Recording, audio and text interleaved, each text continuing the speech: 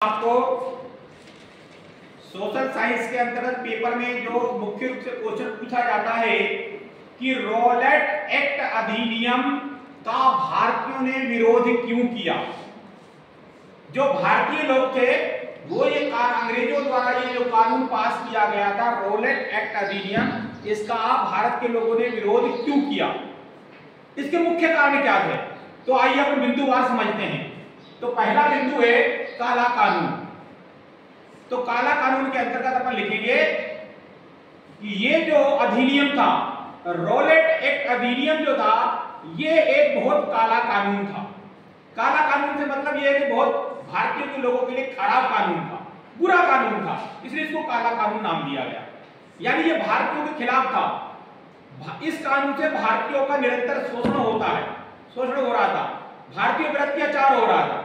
तो इस कानून के माध्यम से भारत के लोगों ने इसका विरोध किया कि ये जो कानून आप लोगों ने पास करा है ये हमारे हित में नहीं है, भारतीयों के हित में नहीं है, भारतीयों के खिलाफ है।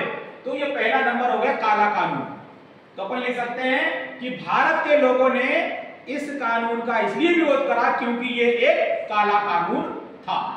दूसरा पॉइंट है बिना मुकदमे के गिरफ्तारी। इस कानून में प्रावधान यह था कि किसी भी भारतीय नागरिक ने अगर कोई गलती करी है तो उस पर कोई मुकदमा नहीं चलाया जाएगा, बिना मुकदमे के ही उसको जेल में डाल दिया जाएगा।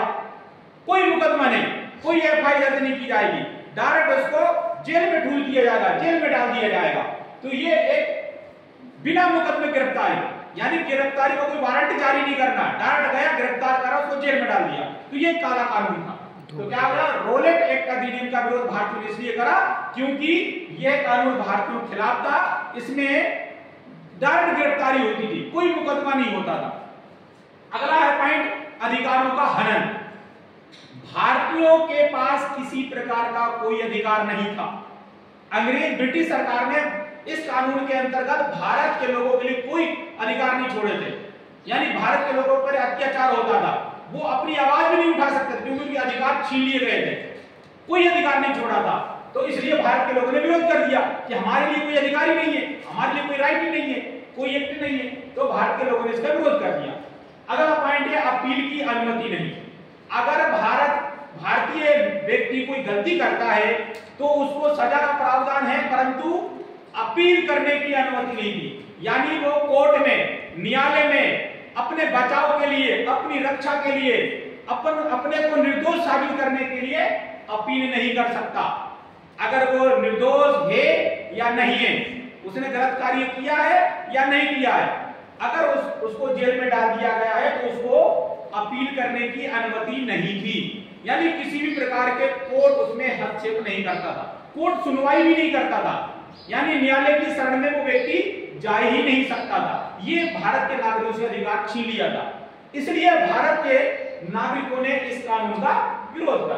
तो इस विरोध के चार बिंदु कौन से थे। पहला भी एक काला कानून था, अत्याचार करने वाला कानून था। दूसरा पॉइंट है बिना मुकदमे के गिरफ्तारी, यानी भारत के लोगों को कोई मुकदमा नहीं, सीधे जेल में बंद कर दिया जाता था बिना बताए। अगला था अधिकारों का हनन, यानी अधिकारों का किसी प्रकार का कोई भारत के नागरिकों को अधिकार नहीं दिया गया था, उनके अधिकारों का शोषण हनन किया गया था। अगला है अपील की अनुमति नहीं, यानी कि भारत के नागरिक को कोर्ट में, न्यायालय में किसी भी प्रकार की अपनी बचाव करने के लिए अपील करने की अनुमति नहीं थी। तो आई होप आपको समझ में आया होगा। Yes sir.